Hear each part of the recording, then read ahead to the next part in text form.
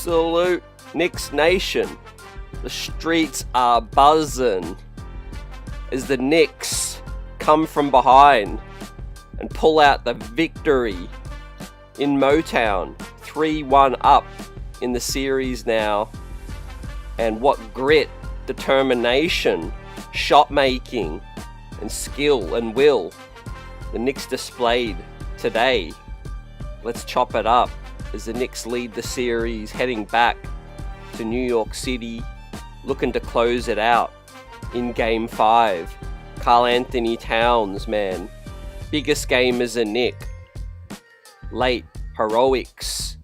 The captain, Jalen Brunson, coming back. Willis Reed moments as well. Let's talk about it, man. We are hype in the house tonight. Salute to everyone out here. Many blessings. What a game. What a game, man. Early matinee, delayed post-game live, but glad you could be with us in this one. It was well worth the wait as the New York Knicks came from behind, down 10 in the fourth quarter. Brunson had to go back to the locker room, and we weren't sure the status until Brunson returned.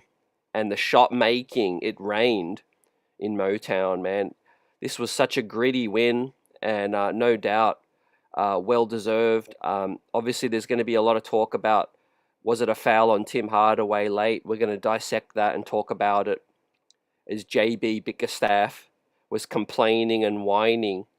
Marginal contact. It looked like to me Tim Hardaway leaned in to Josh Hart on that one, and the Pistons are not happy. But hey, physicality, you know, it was crazy in this one. Spike Lee going crazy with Cat on the sidelines. The Knicks pulled it out 94-93, winning both games in Detroit as well.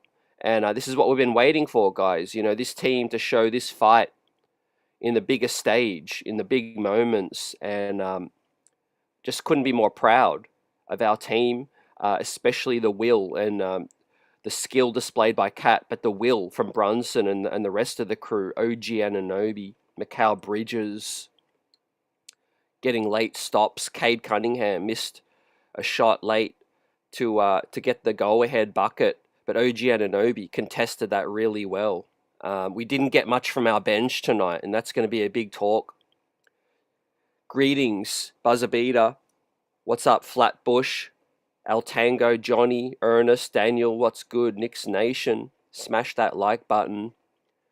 Tobias Harris and Kat were going back and forth, but the Knicks were the bad boy Knicks today as they stepped to a feisty Detroit Pistons who didn't quit in this one. I felt like the New York Knicks let them back into it. You know, the Knicks were up by 10 early in the first half. They should have been up by about 20. However, they went down in a hole as Brunson went back to the locker room with a sprained ankle. It looked like he rolled it, but he came back. He came back and finished it strong. Mr. Clutch sealed the deal, man. And the Knicks started out strong. You know, they started with a really healthy pace.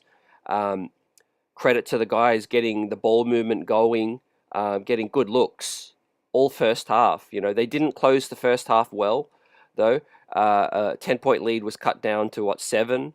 And the Knicks had work to do. You know, the Detroit Pistons came out strong in the third quarter, but they come up without a dub as the Pistons have lost 9 straight at home now, right? Tied for the most in NBA history. Tied 9 losses in the playoffs. Unbelievable. Incredible win, says Johnny. Knicks, says Ernest. Let's go Knickerbockers. And it was money time, Buzzer Beater.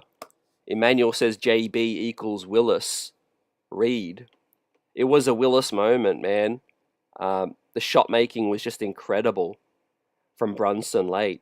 Right, let's relive a lot of these highlights. He finished with 32 points, 11 assists. And he'll get one of the game balls in this one, ladies and gentlemen, as Jalen Brunson was a straight bucket late. and it was the most physical game I've seen in a long time, right? They just weren't calling anything in that third quarter, and you thought they're doing their best to let Detroit win this ball game. However, the Knicks just stuck with it, you know? It didn't get out to more than 10. I think it got to 11, actually. Mikal Bridges then hit a big three to cut it back to 8. It might have been up 12, and then Bridges hit one to cut it to 9 as well. But Karl Anthony Towns and JB get the game ball, which is well-deserved, heroic performances, and Cat is building his Knick legacy. Jalen Brunson, man, cementing his Knick legacy, right, in the playoffs, man. He had Dennis Schroeder cooking. He had Malik Beasley was cooked as well. And Brunson was taking him to the rack, getting the floater game going, posting up. Timmy Hardaway in this one had him in the spin cycle. Brunson, man, 13 of 26 efficient, 4 of 7 from downtown, including a big step back 3 as well to tie it up. Just straight heroics in this one. Johnny says 2 huge threes by Bridges earns him a B+. I can't argue with that. Salute Elliott, what's good? The back and forth was crazy in this one. I felt like OG and Bridges weren't as impactful offensively and defensively. So I've got to give those guys a B because I know they can do a lot more. But it was a team effort, you know. Hart was outstanding, flirting with a triple-double. And basically he was a great facilitator in this one. He matched the physicality when some of the bench Knicks weren't quite holding up when Brunson was out and the Knicks gave up a big lead. I felt like we're probably headed back to, you know, game 5 split. But when Brunson got back in the game, started to hit a couple shots, and then I thought, okay, we're back in it, down 6. Then it was down 3. Then it was tied. And it was just a clinic of shot making, man. I can't wait to rewatch the highlights in this one. And Karl Anthony Towns gets the second game ball, man. 2 circus shots. Well, 1 circus shot and then 1 3-point shot from Yonkers, man, in this one. Way out there. What a step back. And that was just nothing but money, man. The most emotion Cat has shown. Tobias was talking smack all game. Malik Beasley was talking smack, given the 2 small. And the Knicks basically grew up tonight, man, into grown men. And they showed what it takes to win in the playoffs, ladies and gentlemen. Karl Anthony Towns and Brunson outscored the entire Detroit Pistons 23-22 in the fourth quarter, man. And they were talking about who's the best player in the series. I mean, let's get that out the way right now, ladies and gentlemen, because this is 4 straight playoffs that Jalen Brunson's been cooking, right? And this is the first go-around. Respect to Cade. He was the best Piston today. And Cade's having himself a great series and a great season. But there's levels to this game late in the clutch. Jalen Brunson's the clutch player in the league. But 4 straight seasons that he's been cooking in the playoffs, right? To call somebody else the best player in this series heading in was straight disrespect. You know, complete disrespect. And Brunson and Cat said, hey, there's levels to this game, ladies and gentlemen. There's Brunson's fourth quarter scoring on full display. Game 1, 12 points. Game 2, 14. Game 3, 12. And Game 4 today, 15 points. Brunson leads all players with 53 fourth quarter points in this postseason alone. Put some respect on the top 5 MVP candidate from last season, All NBA, 2-time All-Star, and there's levels to this game, ladies and gentlemen. Brunson schooled them in Detroit, man. Just when they thought they had a sniff, you know, just when they thought they had some hope, Brunson came back out of that locker room like Willis Reed And many blessings to the late, great Willis Reed. But Jalen Brunson channeled his inner Captain America in this one. Salute, Will. Great to see you.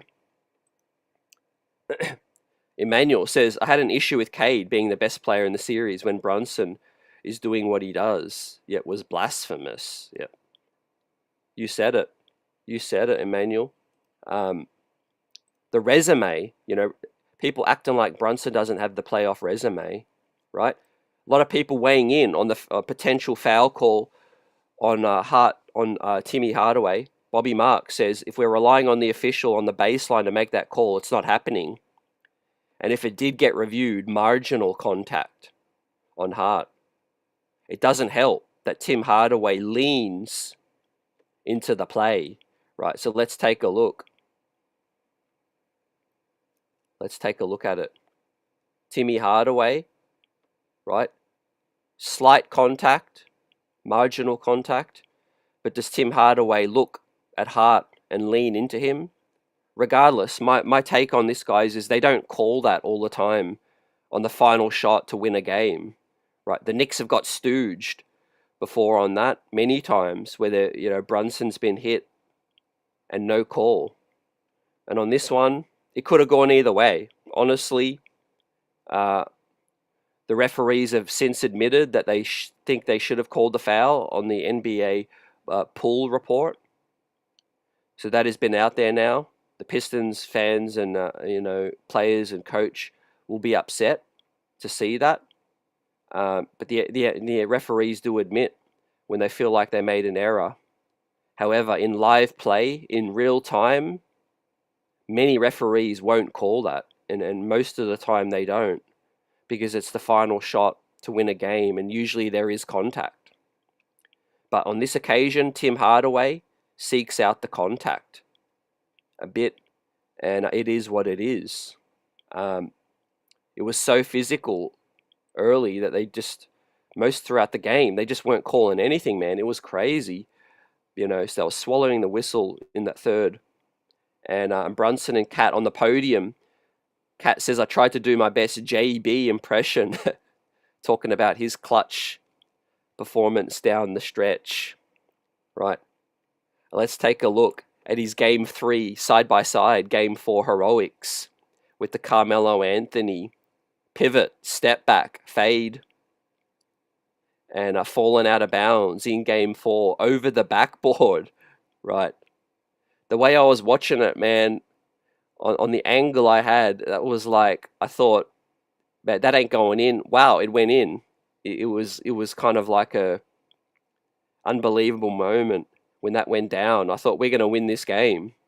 And then he drilled the big three after that as well, all the way from Yonkers.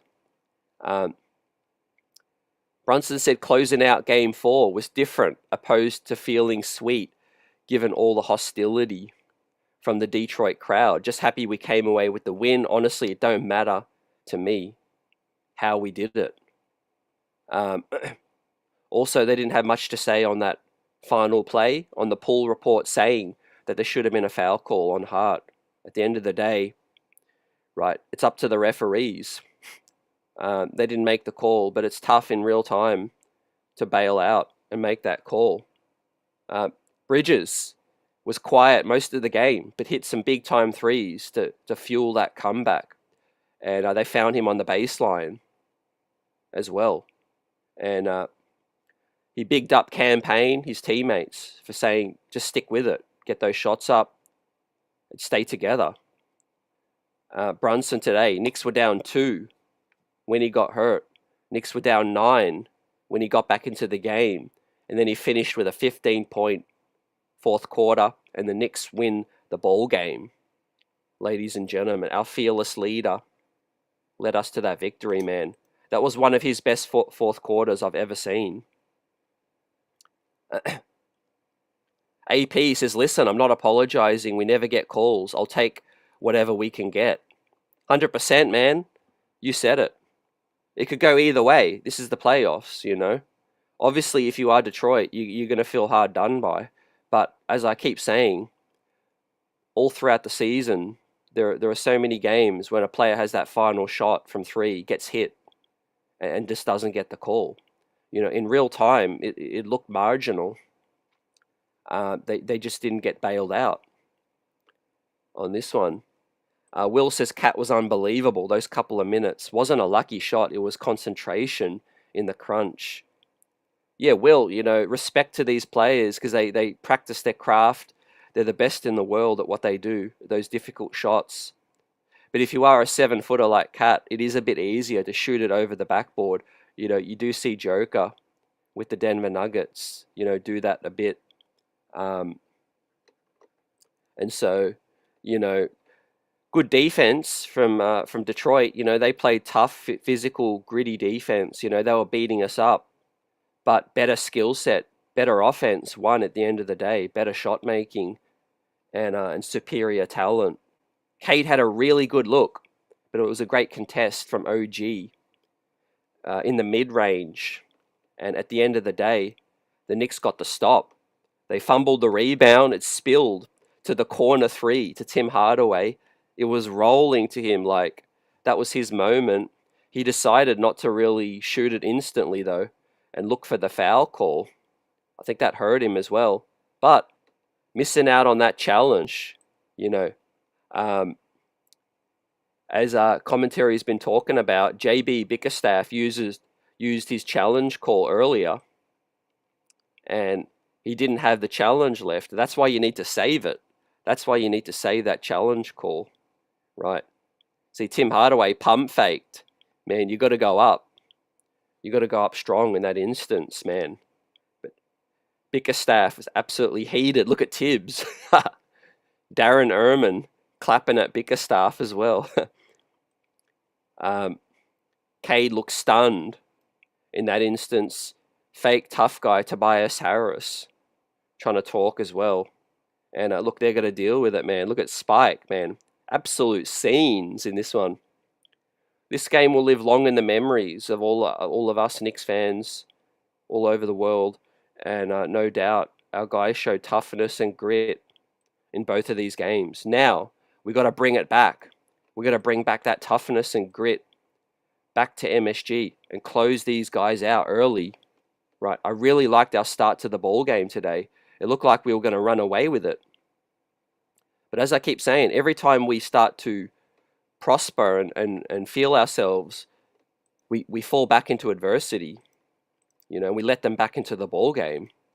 Right, we've got to get more production from our bench, guys. No points from Mitch. 5 points from Deuce. No points from Campaign. No points from Landry Shamet. How sustainable is that going to be moving forward, man? It's not. It's not going to be sustainable, guys. Now, granted, they didn't play many minutes. Landry played, 44 seconds. I don't know what Tibbs was doing with some of those rotations when Brunson was out. He had a lineup where Cat wasn't in the ball game when Brunson was out. And the deficit went out to 10. And I'm like, can he get Cat back into the game? And after the next possession, he got Cat back in.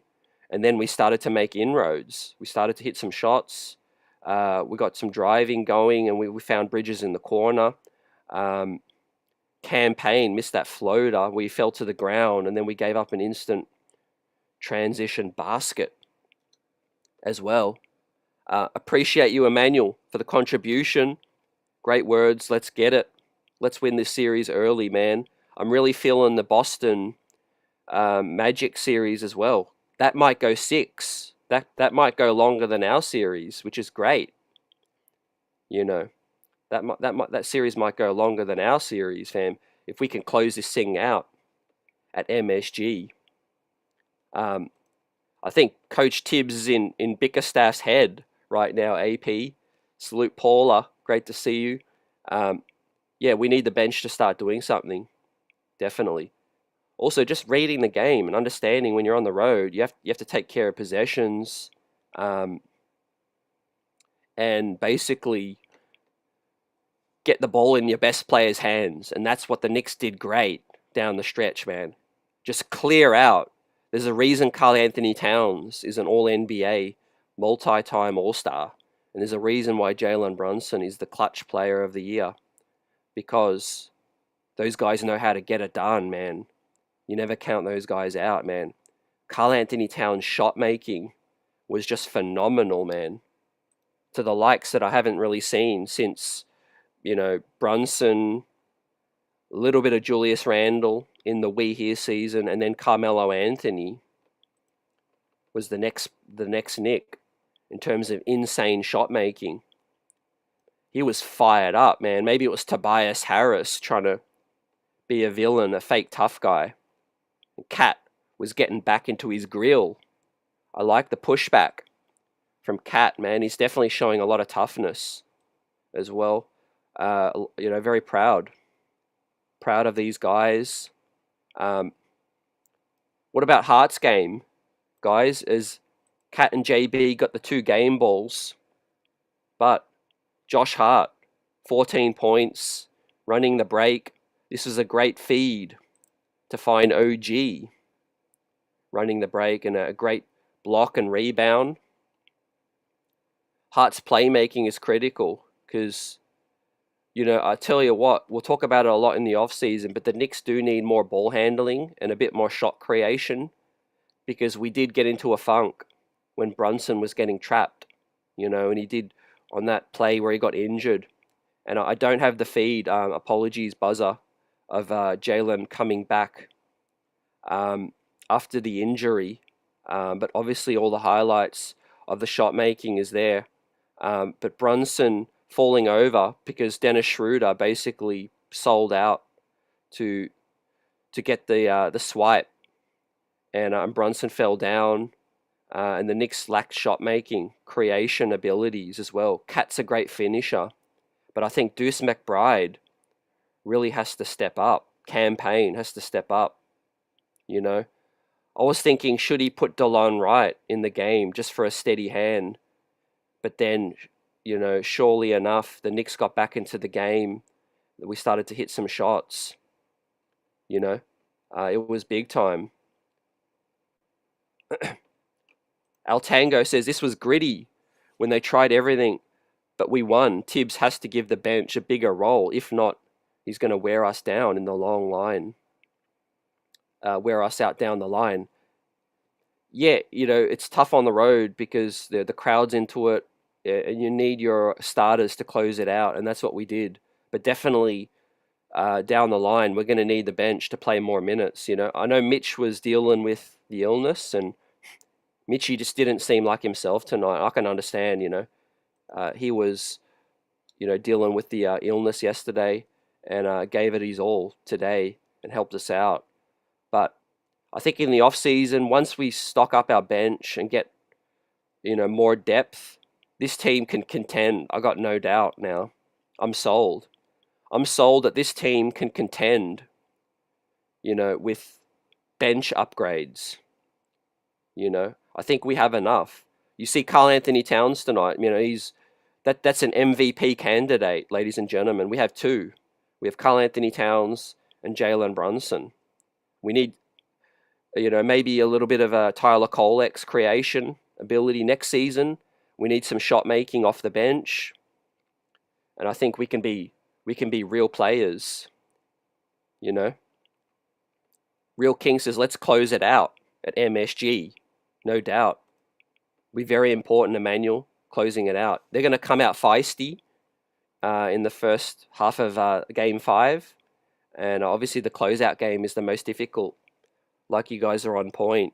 Salute Cardiac. What a gritty win. Altango says Tobias is a paper tough guy. Yeah, he's tired of being sent home, man.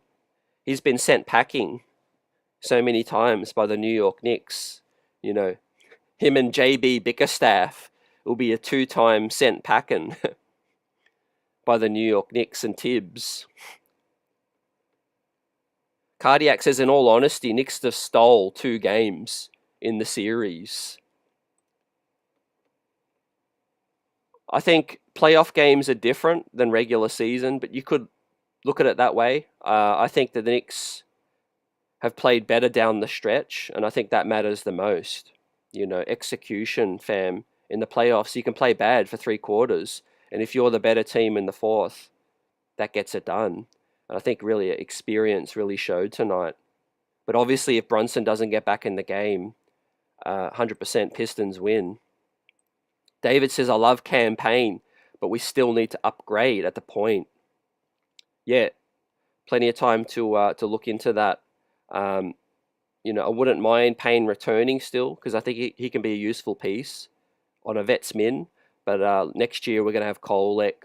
Maybe Wright can come back. But yeah, I think we need a nice sniper off the bench, a 2 guard. Like, I thought Dante DiVincenzo was coming off our bench, to be the 6th man. Now, we've still got Deuce, but we're seeing that there's a level, between Dante and Deuce, in the playoffs. Playoffs Dante is a different beast. Yeah, we need another floor spacer guy to work with Cat, and we can stagger a lot of these lineups. Buzzer says, CT, what do the Knicks have to do to close this out in Game 5? My key, great question, by the way. Great question. The key early is to start well. Start with good pace, like we did tonight. The Pistons can't play swarming D for 4th quarters. They used up a lot of their energy in that 3rd quarter run, and you could see they ran out of gas. So if we start well, push the pace like we did today, I think the Knicks will, the crowd, the energy will get to them. And I do think that the Knicks have that moxie now. Cat feels confident. He's talking back, talking smack. Jalen Brunson's talking with his actions as well, right? Both of our heroes turned up late, 4 of 7 from downtown. That's what I've been crying out for JB. When he hit that step back 3 to tie it up, that was arguably the biggest shot of the night, fam. Because you could talk about making a comeback, but until you actually tie the score or get the lead, it's just white noise, You have to get the lead, or you have to tie the game. And Jalen Brunson was hobbled, and he didn't want to keep driving, but he hit that big step back in the face of Dennis. And Cat, 5 of 7 from downtown as well, was insane. The fadeaway on the baseline and the big 3, man, all the way from uptown. Salute. Chat. Salute Streets. Knicks Streets buzzing. 2 game balls in this game today as the Knicks take the series lead 3-1, looking to close it out. Emmanuel says, I think Dardier with his international play should have a role. Yep, next season. Yep, I think watching these guys watching the playoffs on the sidelines is going to give these guys a lot of experience being in that environment. Yeah, I have high hopes for Dardier next season. Sir Small says Detroit fans banking on the Hardaway, Schroeder, and Beasley getting the 3 are completely oblivious to the fact that McBride and Bridges haven't been that good offensively, which is scary. Great point as well. 100%. I was thinking that as well. I feel like, they only look at one side, but really OG hasn't had a great series offensively. But I understand, he's been locking down Cade, taking that assignment. But yeah, Mikal got going in Game 3, but tonight was a factor late, but not for full, 4 quarters. But it's okay when you have the depth the Knicks have in their starting 5, and that's why we made these moves, fam. We got Hart, we got Cat, we got Brunson, we got OG, we got Mikal. A lot of weapons that, it's tough for the defense to really key in on 1 or 2 guys, especially when Brunson's pulling that kind of gravity, man. I kind of feel like JB from the Pistons didn't make the right moves defensively. He should have trapped Brunson a lot earlier. I mean, it was obvious that Brunson was going to be the guy to get us get us going again. They should have done a better job to get the ball out of his hands, but, he made them pay, like that star point guard. Uh, yeah, Dante off the bench, or a player like him, I think is what we're kind of missing, I think, to get that chip. But moves can be made in the off-season. I can't wait. I'm hyped. But obviously the journey is still to play out this season. I think the Pistons series should be done after Game 5 and look ahead to Boston, man. How did you guys feel about seeing Magic take a game off Boston? That was a great game. Franz Wagner and Banchero going back and forth, taking that game off the Pistons. Off the Celtics. But I really liked our start in this one. I'm sure most of us were upset that we weren't up by 20. I felt like we should have been up 20 at the half. Bridges missed so many open looks.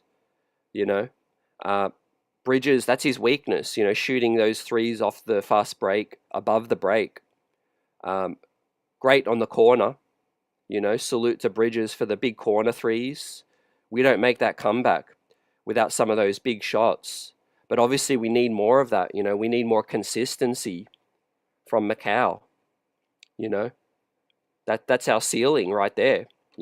Ladies and gentlemen, when we made that trade to get Bridges and then we got Cat, most of us felt like we'd be even better than what we've been this season, because Bridges, we know, can play at an all-star level. It's just been a little bit inconsistent. But he's obviously having to work a lot harder defensively, being put in a lot of these ball screens. But I've got no doubt, like Buzz's question says, how are we going to close this thing out in Game 5? The leaders in our locker room, the experience, as JB and Kat talk about, right? Do these two guys look like guys that are going to celebrate right now? They know the job ain't done yet. In the words of Kobe, it ain't over yet. Brunson, all business. Cat, all business. They showed up. They showed up on the road as well. When you need guys to win these road games, your big guys have to show up. Yeah, role players play a bit better at home. They get the home cooking, and the crowd, they feed off the energy. But when the opposing crowd is going crazy and you need a bucket, your leaders step up. And in both Games 3 and Game 4, Brunson and Karl Anthony Towns were just absolutely phenomenal. And that's why I'm a believer. I'm a believer in this team in terms of these two guys, and some of the guys around them.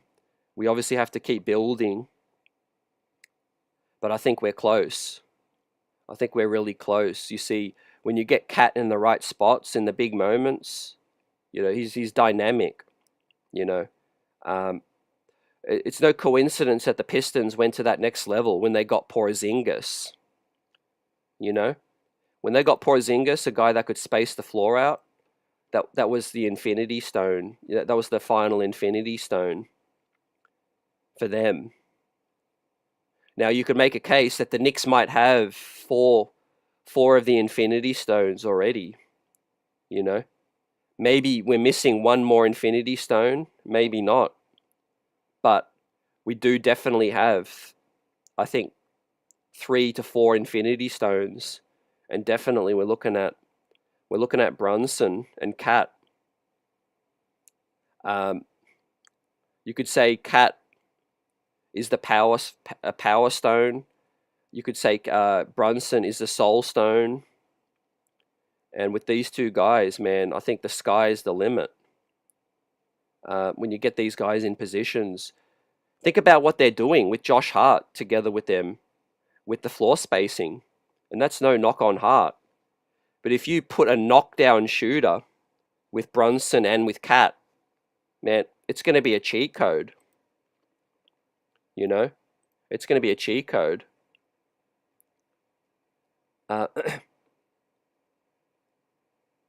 Yeah, people will be talking about KD, cardiac, no doubt. Um, it'll be interesting to see what it would take to get a KD, but I do think the Knicks will be kicking the tires on that. I'm not saying that they're going to do it or they're going to have enough to get it done, but I think they'll be looking. They'll be looking. Um, Buzzer says CT McCall is the X factor. Yeah, you said it. You know, he was my X factor heading into the series, and when he plays well, the Knicks just have too much to win. And that's why everyone liked the upgrade, you know, the pickup, sorry. That's why everyone thought, yeah, you know, 5 first-round picks, that's a lot. But let's see what this looks like. We got Mikal Bridges now. We got Cat.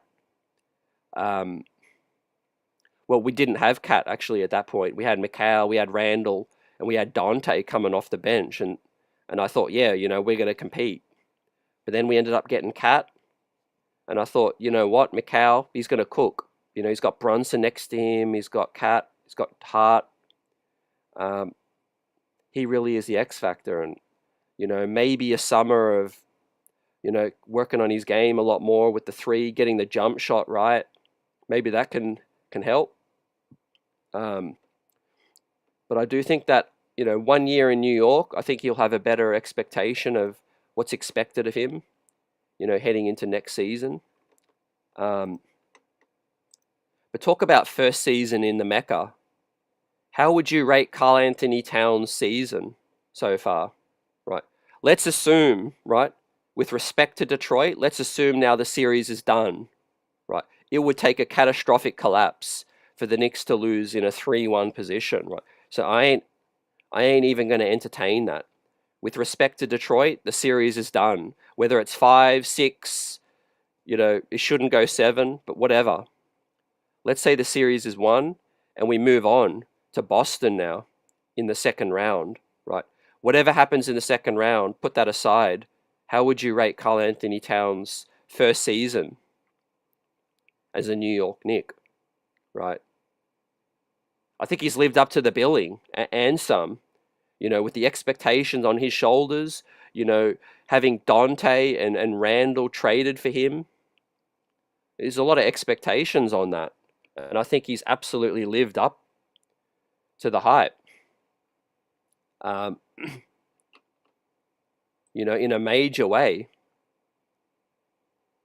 You know, as he jokes, you know, he's starting to really, you know, embrace, you know, he's really embraced being a New York Knick all season, but he's really starting to wear that New York on his chest, you know, going back and forth with Tim Hardaway Sr., Tim Hardaway Jr., Malik Beasley, Tobias Harris. He's complaining less. Have you noticed that? Cat hasn't been complaining on the physicality as much. He's just been getting on with the job. And his play's done the talking, man. He's hit big shots. You know, good defense at the end of game 1. Great shot making in game 3 after waking up. Game 4, the hero alongside Brunson. I definitely got to give Cat, regardless of what happens in the second round, it's definitely an A. It's definitely an A for his first season in New York, which is huge, right? Because we lost some good ones. You know, Randall's having a good playoffs. I haven't seen the score right now with the Lakers, Timberwolves. I'll pull that up. But I think Cat's had a sensational first season, right? So we have the Lakers up by 4, 95-99, halfway through the fourth right now. Julius Randle's still cooking. He has 25 and 6. Anthony Edwards has 38 and 7. Dante DiVincenzo is a bit quiet, 5 points, 2 assists in 23 minutes. That game is going to go down to the wire in this one. Yeah, the KD thing is going to be interesting, guys. The chemistry could be an issue. Let's see what happens. D. Grant says the Suns will be asking for everything and the kitchen sink. I got to feel like we don't need KD, I think, to win a chip. I think if you can get KD, you still try. But yeah, to my point earlier, I think if we can get a nice, shooter off the bench and maybe a really nice two-way wing who could start if a guy's injured, or he can come off the bench when everybody's healthy. A borderline starting backup wing with, hopefully Kolek grows into the backup playmaker as well with another shooter off the bench. That could be enough, man. I'm seeing a lot of growth in the playoffs so far from Cat and from Brunson. AP says 7.5. Offense good, defense not good. Yeah, I feel like that'll be corrected though next season, because you got to feel like with a healthy Mitch to start next season, or another center, whether it be Huck Porty, another veteran, there's more depth there. I think you could play Cat. You can substitute a lot more, fam. Offense, defense. But yeah, I really like Cat's attitude, because when Tibbs is making those substitutions, you don't see Cat upset. His body language is pretty decent. I've got to give Cat credit for that, because it's not easy for stars to be to defer to Brunson and then not get frustrated when they get subbed out. Let's not forget Julius Randle did get frustrated when he got substituted out. But for Cat, I think it's been good vibes.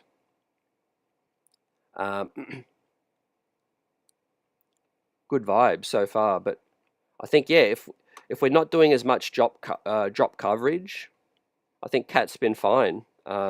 He's not a good drop center, that's for sure. But when they are switching hard hedging on Cade, we're seeing this team start to get the hang of it, and that could help us a lot against Boston. That could help us a lot. So I like the adjustments made. Yeah, I'm rooting for the Lakers' downfall. Absolutely, man. What was it the other night? We had the Pacers, the Celtics, and the Lakers lost all on the same day. That was awesome. Don't forget, injuries can play a part, AP and Knicks family. If Boston get an injury, Cavaliers injury, anything can happen, man. You just got to be ready to pounce. I think next season will be even better, Arguably, what we have going for us over other teams is stability, because OG's only 28. He's got a couple of seasons before he hits 30. Brunson's only going to be 28 next season. Cat is 28. Look at Boston, right? They might have to trade somebody to stay, below the penalties. They might have to trade Porzingis, Drew Holiday, and we're going to be right there, ready to pounce. So it's important that we do keep the core together. Regardless of the second round, I'm not breaking up the core, right? If you can get Kevin Durant for maybe Bridges and picks, you do that. But in terms of OG, Cat, Brunson, and that, like, I've seen enough. You don't touch that for at least another year. You give these guys another year. You come back with a deeper bench, and you see what we can do, fam. I think we can go toe-to-toe, definitely, with Cleveland, right? You see Boston, they lost a game to Orlando now. I feel like, the grind is starting to catch up to Boston, fam. They play their starters a lot of minutes as well. Tatum, Brown, they're a two-man show. At the end of the day, you take, like, Brown's dealing with, what is it, knee or ankle? You take one of those dudes out, and it's game on, man. That's why the Knicks just got to build their depth. If we have a bench that we can depend on, man, we could play Cat less minutes. We could play Brunson less minutes. It's going to be great for late in the season. Right now, we're just not getting enough offensively from Macau and enough offensively from OG. But if you could bring a guy off the bench that, could give you 15 to 20 points, like a, just throw names out there, whether it be a Sexton, a Clarkson, a six man of the year type player. Unfortunately, Deuce has fallen off a little bit this season. He started the season really great. He obviously got that injury, and he hasn't quite been the same. Maybe next season he'll be back to his best, hopefully. But I don't know if he's quite ready yet to be a real six man of the year type player. You look at the impact that Malik Beasley is having on Detroit, That's the kind of impact that the Knicks will be looking for a dude off of our bench, Maybe in another year or two, maybe that's Pacome Dardier. Maybe it's another player that we pick up in the draft. But what I'm seeing and why I'm a bit more optimistic is because our core is really starting to show in the big games that they can hit the big shots, Big shot makers are the hardest players to find, man. You can find role players that defend. You can find spark plug players off the bench. You can pick those dudes up off the street. But what you can't find, what you can't find easily, is big time shot makers, big time players in the clutch. And right now we have two of them, and that's huge. That's huge.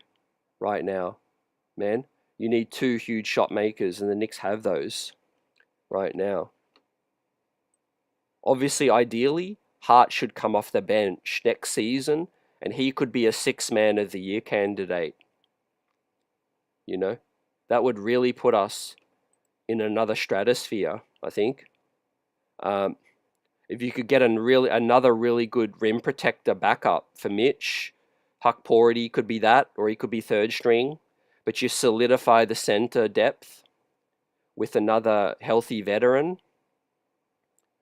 and then you boost the bench shooting and playmaking, and I think we're right there.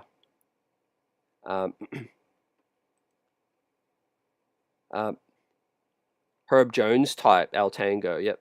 Emmanuel says Steele Beasley from Detroit. We had our Dante. Unfortunately, man. Dante would have been fire with this team, man. I wish we could have kept him out of that trade, but look, I can't complain because we got Cat. You got to give up to get. But man, we would have built a statue for Leon Rose if he could have kept Dante out of that deal. I'll go as far as to say that the Knicks would be contenders this year, like right now. The Knicks would have been contenders with Dante still on this squad. Let's say we had traded Randall and picks, Randall, Deuce and picks, and we had kept Dante out of that trade. We got Karl Anthony Towns and Bridges, and you could run Josh Hart off the bench. We'd be the deepest team in the league. Buzzer says, where is Cat on the All-NBA? Does Brunson make it? Does OG make All-D? I think working backwards, I think OG makes second team. Definitely second team. There's a chance he might make first team. But OG definitely makes second team All-D, especially after these playoffs. I think they'll announce it this week, fam. I think they'll announce it Wednesday or Thursday, I think, the All-NBA. In terms of Cat's definitely second team. I would put Brunson first team, personally. But I do think both should be a lock for second team. But I won't be surprised if Brunson gets first team, fam. In terms of guards, you could put him alongside Spider. What do you guys think? You could go Brunson, Spider, Shea, Tatum, and Joker. I think that's pretty good. Look at the games Cleveland won. It's tough to look past Spider. You could go Brunson, Spider, Shea, Jason Tatum, and the Joker, fam. What do you guys think about that? Yeah, Brunson will definitely make second team.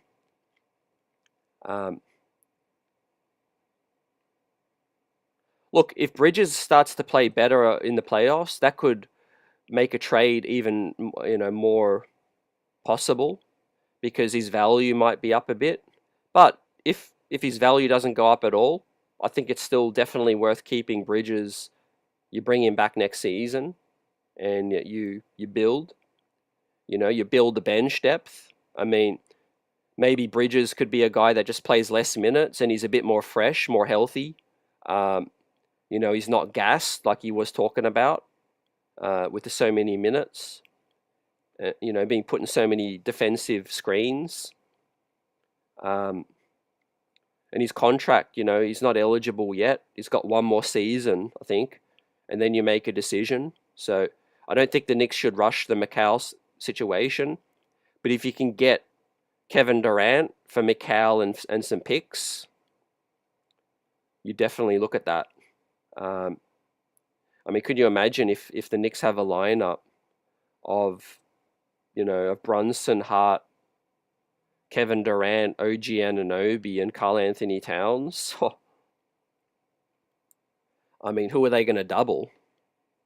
Who are they going to try to stop? But let's see, man. I'm hearing a lot of people, that have some connections with Brooklyn, talking about the Giannis. Keep your eye out on the Giannis to the Brooklyn Nets. I am hearing a lot of, talk about that. Obviously the national media has reported that as well. I think the Nets are favorites in the bookies to get for Giannis to get to Brooklyn. It doesn't make a lot of sense to me because Giannis, obviously the Brooklyn Nets aren't contending, but I think it's more than that. I think Giannis likes New York City. I think he likes the opportunity to build his businesses as well, and he sees it as a fresh build, a fresh start. And so keep your eye on that. Would the Knicks get involved in a Giannis situation? Yeah, I think they probably will. They'll ask about it. But yeah, it's definitely going to take OG. You're not getting Giannis without OG put in there. OG, Bridges, Picks, Deuce.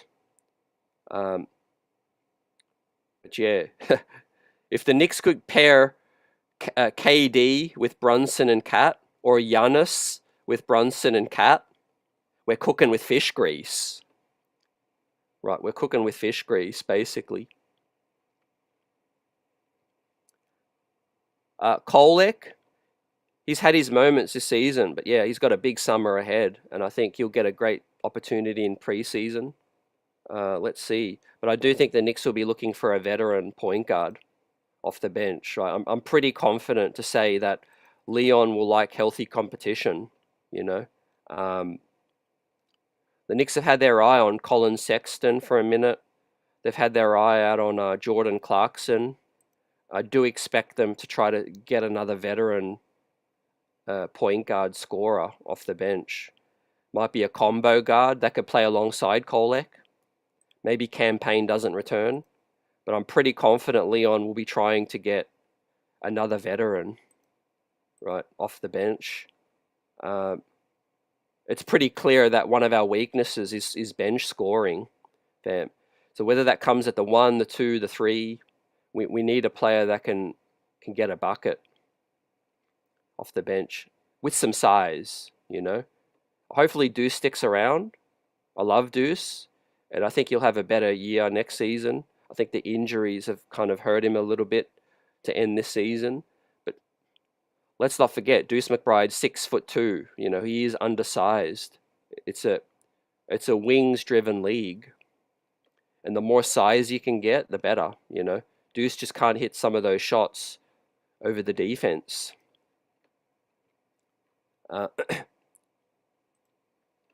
Yeah, great call, Buzzer. The Knicks will be heading to Abu Dhabi for a couple of the preseason matchups. That'll be interesting, fam. Obviously, earning some big money with the sponsorship deal with Abu Dhabi as well. Also, some good news coming out of MSG Networks that looks like they are going to set to avoid bankruptcy, and so there's a possibility that they'll merge with the Yes Network. Stay tuned on that. But yeah, it doesn't look like the Knicks on MSG is going to go nowhere. So next season, hopefully Clyde, Breen, and the band is all back. I say that to say this because after round one, let's enjoy game 5, because if the Knicks wrap up the series in game 5, there's no more MSG Networks for the game. Pre and post game, yes, but no more round 2 on MSG Networks. Round 1, the regional, the local networks finish the broadcasting, as far as I know, and so yeah, let's see how it plays out. Yeah, Emmanuel's talking about Dante being great, and Shez V says, when is Dante a free agent? He's got 2 more years, fam. He signed a 4-year deal with the Knicks last season, so this is the 2nd season of his 4-year deal. So he's got next season, and then he's got the free agency the year after that. But you know what's funny is that by the time the start of next season hits, the full 12 months will be up. And so that Dante will be eligible to return to the New York Knicks via trade. You know, Leon Rose has the possibility to do the funniest thing. Fam. Look, I'll ask the question. Would you trade Deuce McBride and a first rounder? You know, if the Pistons were like, yeah, you know, we'll give you Dante back, but we'll need a first round pick, and we'd like Deuce McBride. Would you do that? Would you do Deuce McBride and a first to get Dante DiVincenzo back? I think I'm kind of torn because it is a little bit of a steep price to pay to get Dante back. I'd probably be more likely to wait it out or use that first round pick and keep Deuce and use those picks for a larger trade. You know, I think if we had the opportunity to get a Giannis or a Kevin Durant, you want to keep as many of those first as possible, man. And starting next off season, we'll have 2. We could package 2 first round picks, 2028 and 2030, I believe.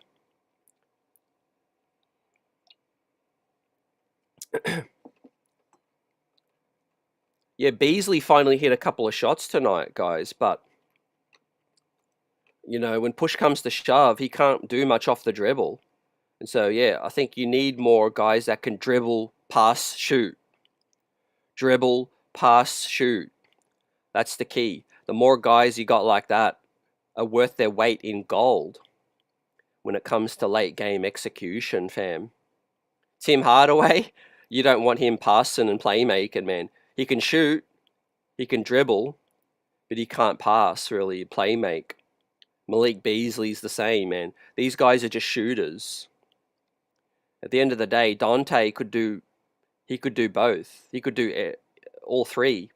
He could dribble, pass, and shoot. You know? A Colin Sexton, Jordan Clarkson type pickup would be solid. Those guys could dribble, pass, shoot. You know, hopefully I believe in our development staff. Hopefully we can get something out of Kevin McCullough. You know, big up to Kevin McCullough. Finished the season great.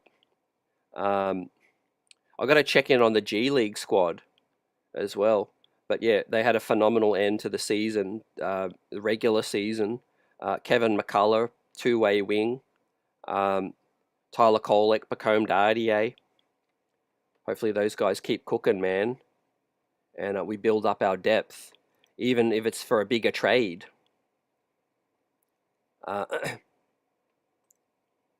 Yeah, Dante's big shot making in the playoffs is big time as well.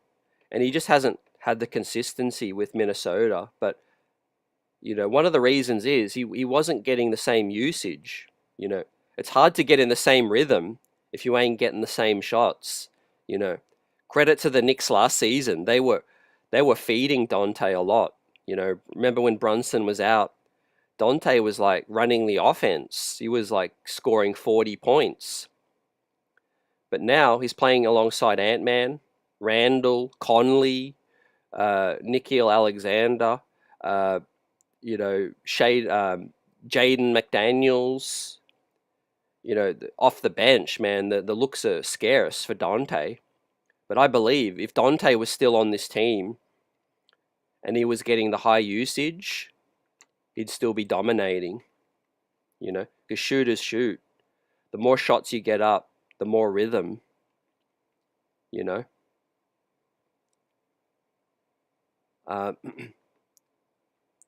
Tobias is a tax write-off for the Pistons. Yeah, they needed a salary filler, but he's definitely that veteran that's helping them out. And look, as I've always given Detroit credit, they are missing Beef Stew. Fam, let's not forget about Beef Stew. They are missing that rim protector, presence, tough guy. He's the tough guy. The rest of them are fake tough guys, but they are missing their biggest tough guy. Right. He can cash checks that those other guys are writing, but those other guys can't cash the checks. Beasley want to do his shimmy. Timmy Hardaway wants to get hot and then disappear like Houdini. Pump fake on the final game-winning shot. I mean, all that talk about Brunson pump faking and whatever. What about their guys, man? Schroeder's diving like an Olympic gymnast. And you got, Tim Hardaway pump faking on a three.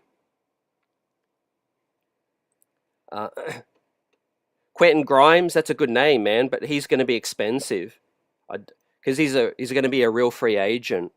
I think the Knicks might have to get smart, with some bargain shopping. Like I said, maybe you could get a Sexton off a Utah Jazz on the cheap. Maybe we could do a package deal. Try to get Walker Kessler. I'd be calling up Utah, seeing what the hell's up with Walker Kessler and Sexton or Clarkson. Try to do a 2-for-1. Yeah, Danny Ainge, he wants some picks. Now that we can trade an extra pick, let's go get Kessler. Fortify our 7-footer at the at the 5 spot. He could tandem with Mitchie, and then we're good. Then we're solid. And then you could see what else you could get. There's a couple guys out in Dallas as well. We missed out on Finney Smith. Dallas, you could get a couple of cheaper guys. Who else could you get? I think there'll be, maybe Portland. Portland, you might be able to get one of those guys. They want draft picks. I don't know if we could do a trade. I don't know if we could do a trade with the Brooklyn Nets. I wouldn't mind Cam Thomas. Cam Thomas would be that no conscience bucket getter that we need off the bench. You could come in for 20 minutes, 25 minutes and fill it up. But I don't know what he would cost. Fam. Connor says Lakers can't handle the Randall. Yeah, he's dominating with the physicality. One thing I've always said about Randall is the skill's always been there. I love the way Randall plays with his physicality. He's a throwback. But I said Randall will get better above the shoulders. Mentally, he'll mature because You look at players as they got older in the league. Look at Kobe, look at Kidd, look at Steve Nash, look at Mike Conley, look at these players, CP3. The longer you're in the league, you know, if you can process the game better, and you can put a high IQ in Julius Randle's body, he could be dominant for a long time. The thing about Julius was that he just let too much outside noise, get to him in the playoffs, whether it was the expectations, the pressure. He was either shooting too early in the clock, or he was dribbling the basketball too much, too late. What I'm seeing in Minnesota is that, he's got weapons that he can, play off of, with the other shot makers, and he's playing more heady.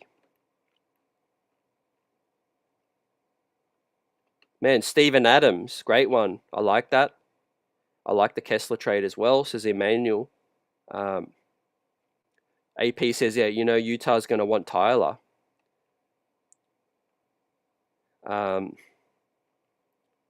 That's fair play, I feel. You got to give up something to get.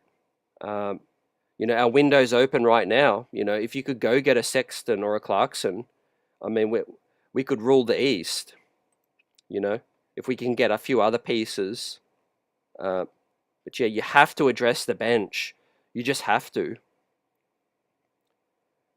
Brunson missed it a month of this season, and we did okay, but we can't bank on that.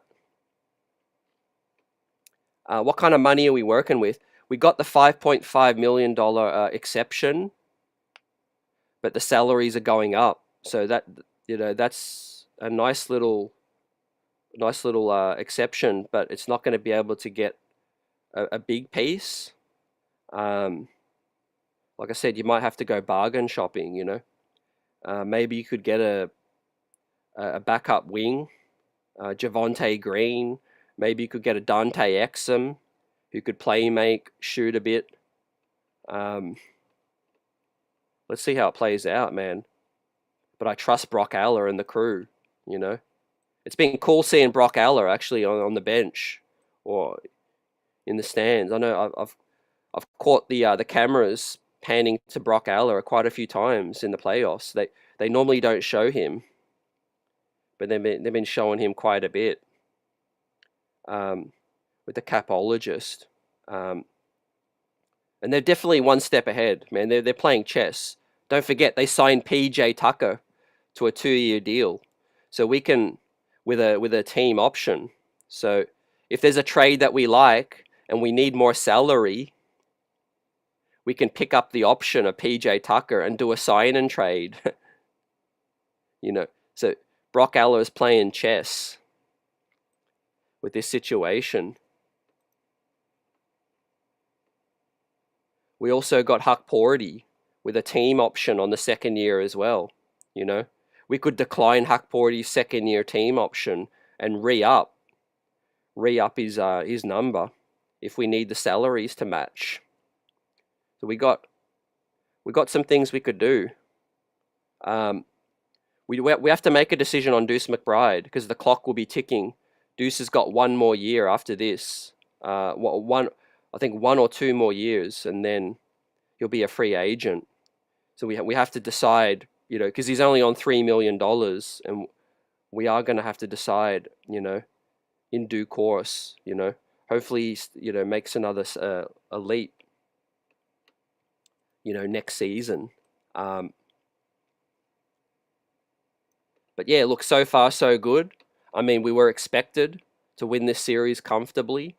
Yeah, it's been a little bit more gritty than many expected or hoped. But here we are, guys. We did the heavy lifting on the road. We won game 1. We walked into Little Caesars and took out 2 games.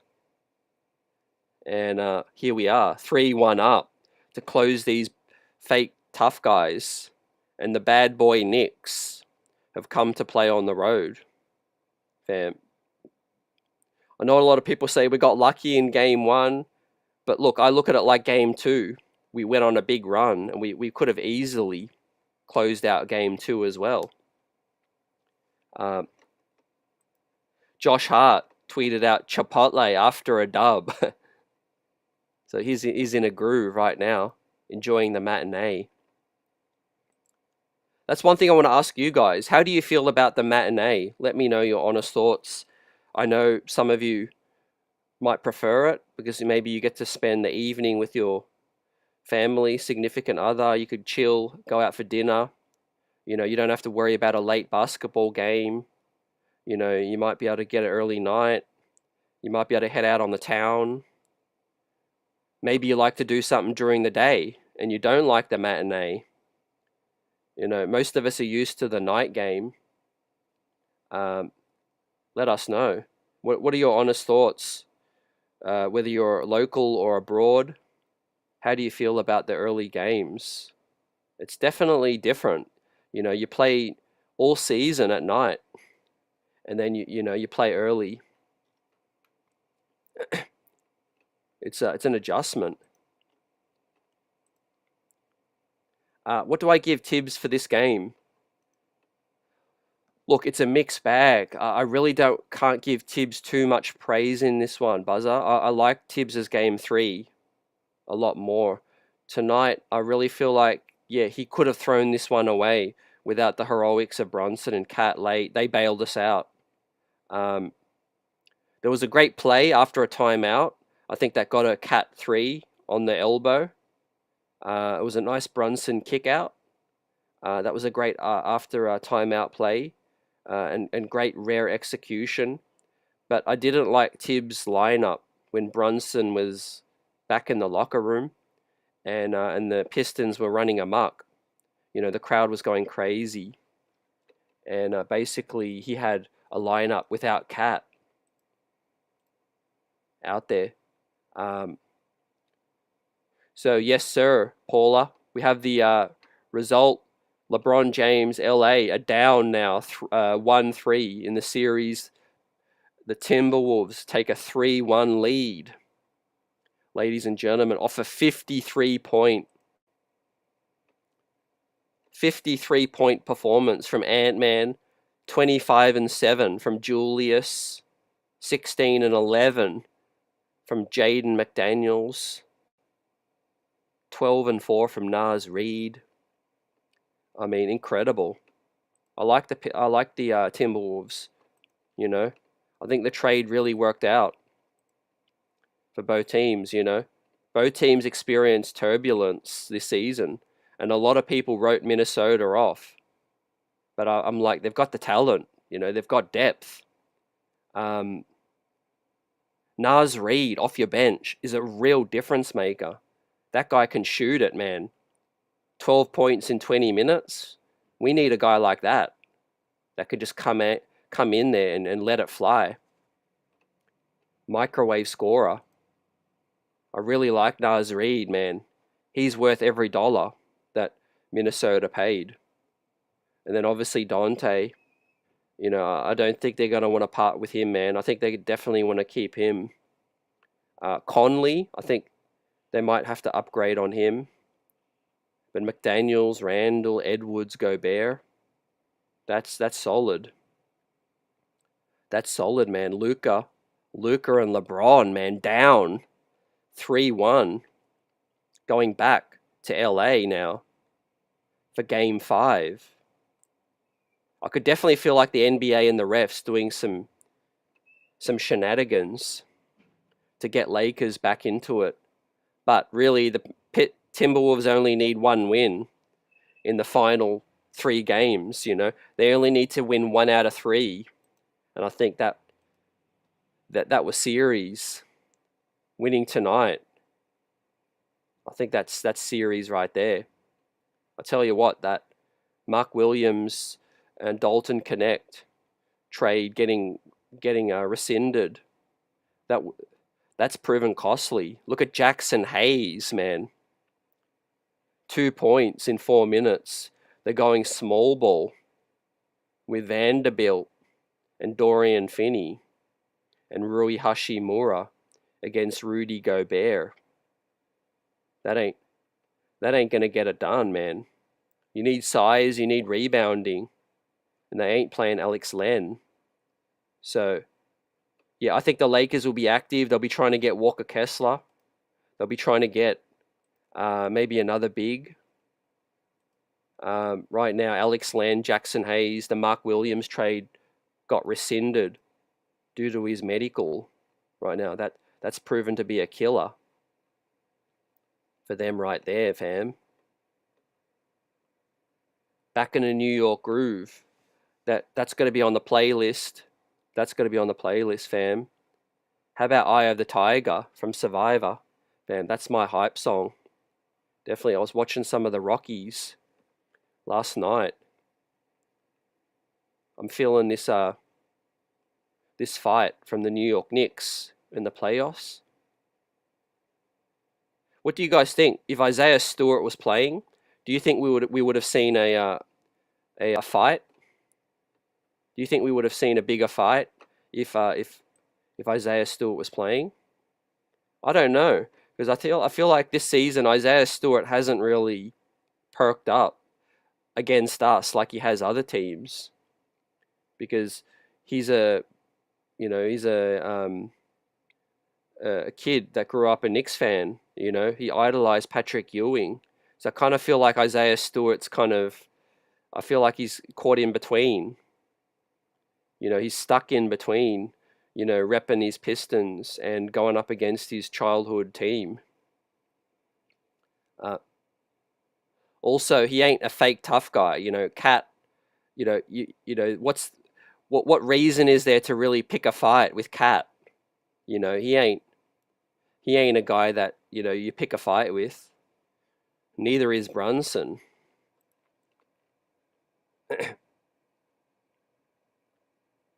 AP says, ironic that the Lakers used to play in Minnesota.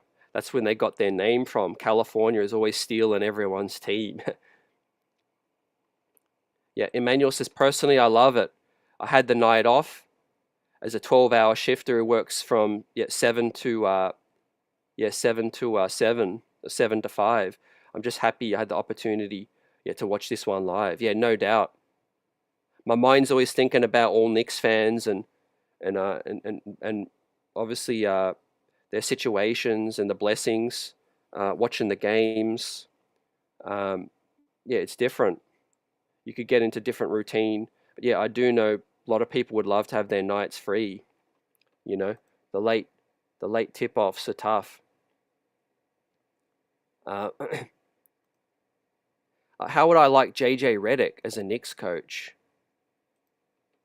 I think, in the future, I wouldn't mind it. I think JJ is a guy that I would like to see in the league a little bit more, like just a guy to do it for a few seasons, have success. I think earn his stripes, earn his reputation.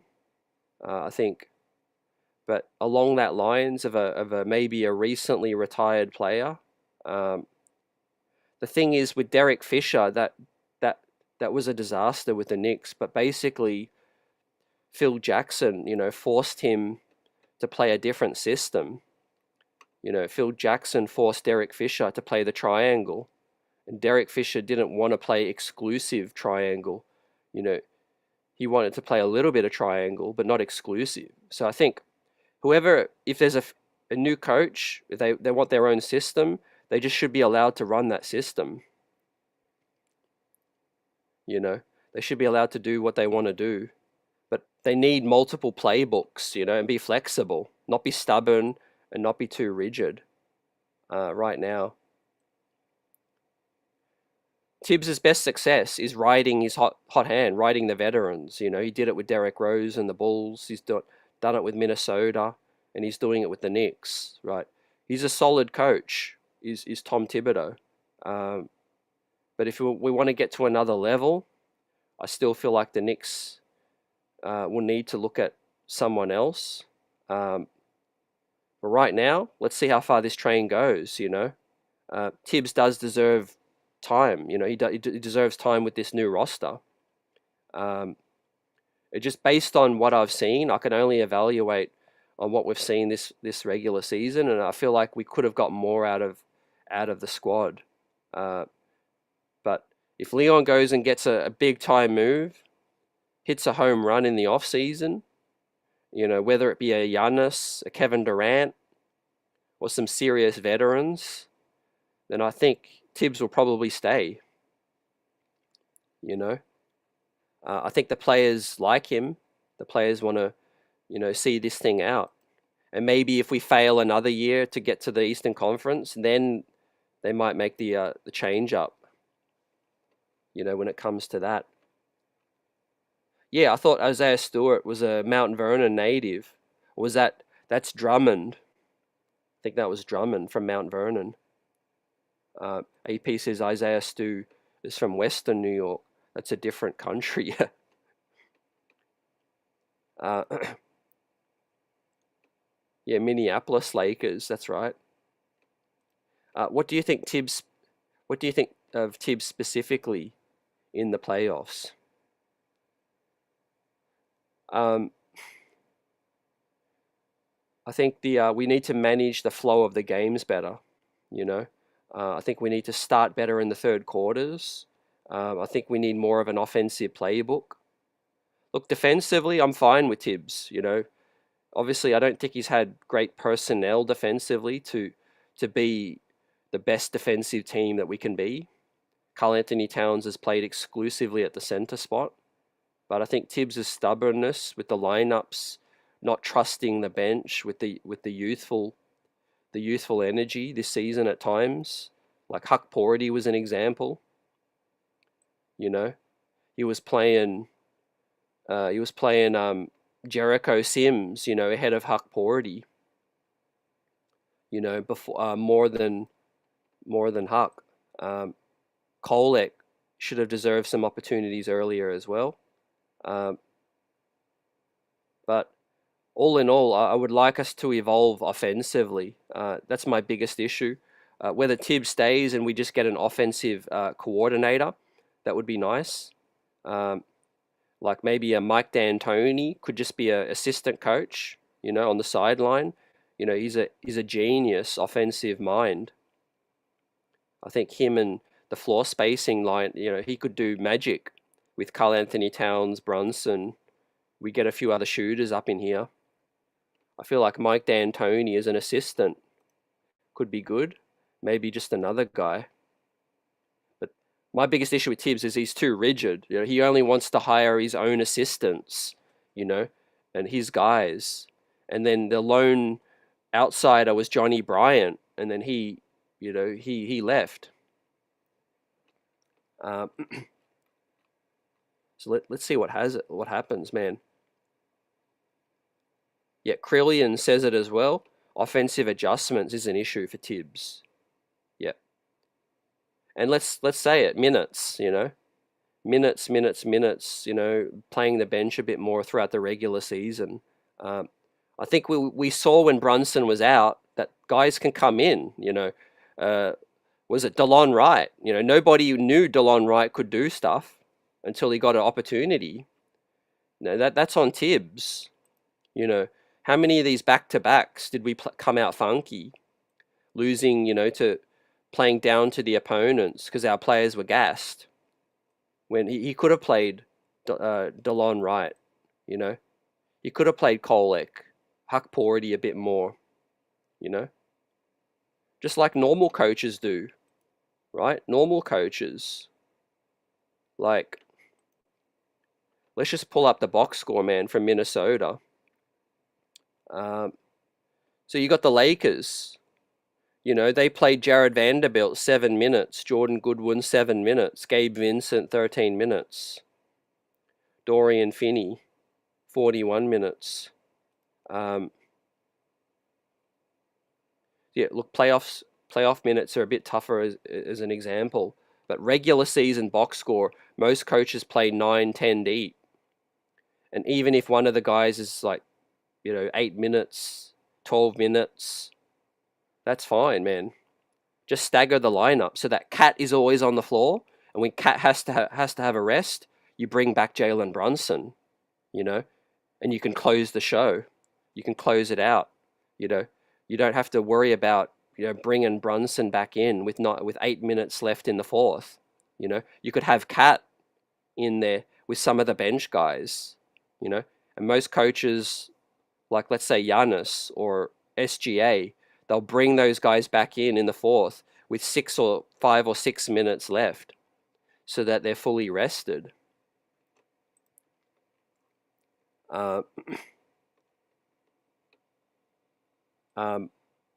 Yeah, at the end of the day, I feel like Tibbs will raise the floor because he plays more guys, more minutes. He plays the starters heavy minutes, and he gets the best out of the team for the regular season. But I feel like it hinders the growth and development of some of the other guys off the bench. But also in the playoffs, I think play calling and playbook would be nice, man, to get more of an expansive playbook out of timeouts. You know, imagine if we had a creative offensive mind that could keep these other coaches second guessing. You know, right now they think it's Jalen Brunson coming off the pick. That's it. Right now, we've got so many willing passes like Hart, Cat. We could run so much action for Mikal Bridges, like Tibbs did in Game 3. Have Brunson coming off ball. You know, keep these other coaches second guessing. Let's see. We're going to need that against Boston, fam. And I'm really starting to think about Boston now.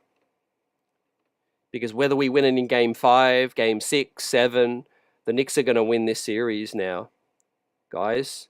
The Knicks did the heavy lifting now. And we're super hyped as one of the most grittiest come from behind, backs to the wall wins in the playoffs that I've seen as a Knicks fan, going back since the early 90s. A low scoring affair. What a throwback in this one. This was prison ball, right? They were not calling any foul in that third quarter, but the Knicks prevailed, man. They brought their lunch pail and they came to work and handled their business, clocked off, and walked away with a dub right now. And I think the 2 days rest between games 2 and 3 and 3 and 4 really helped these guys. They definitely look like the fresher team. I think to close it out, they had more options. And let's close these guys out, fam, on Tuesday. Back at it, at the world's most famous. The crowd is going to be crazy. Last season, we didn't get to close out Philly at home. Remember, we closed them out on the road. And then Game 7, we lost to Indiana. Let's give our home crowd something to be happy about. Let's close these punks out in New York and not have to fly back to Detroit, right? The elimination game is going to be the most toughest. They might bring back Isaiah Stewart, man, for 5 hard fouls. Let's see, man. They're fighting for their life, Detroit, right now. And it's basically try to stave off elimination. But we have 2 closers right now. That's right. We had 1 closer. Now we got 2 closers with Karl Anthony Towns coming to play in these last 2. Ladies and gentlemen, right? Cade Cunningham is the second best player in the series. Most people were thinking right now. You could make the case that he's the 3rd best player because Karl Anthony Towns has closed more games better than Cade, right? He was the defensive menace to end Game 1. He was excellent in Game 3. He was heroic in Game 4 right now. So let's put some respect on Cat's name. He's been there, done that. Brunson's been there, done that. Cade hasn't right now. Cade's just earning his stripes right now. But everyone's quick to promote him into something that he's not, man. Cade right now is a first 3-quarter player, right? He's a high level 3-quarter player, but right now he hasn't been able to close for Detroit in most of these games, you know, turning it over to end Game 1, right? Disappearing as well late Game 3. and wasn't able to hit the shot to end this one, as the Knicks are leading the series. And let's see it close them out. Fam, great to have you with us as always. Appreciate you, fam. Smash that like button. Let's go Knicks. Let's look out for Boston, fam. Let's go Orlando. Let's hope Orlando win Game 4. I'm going to enjoy that. Let's hope they push them 6, 7 even, man. They're hobbled. Jaylen Brown dealing with some issues. And maybe give our guys a little bit extra rest as well. But what scenes at the Little Caesars, man. Let's get it in the next one, fam. Peace.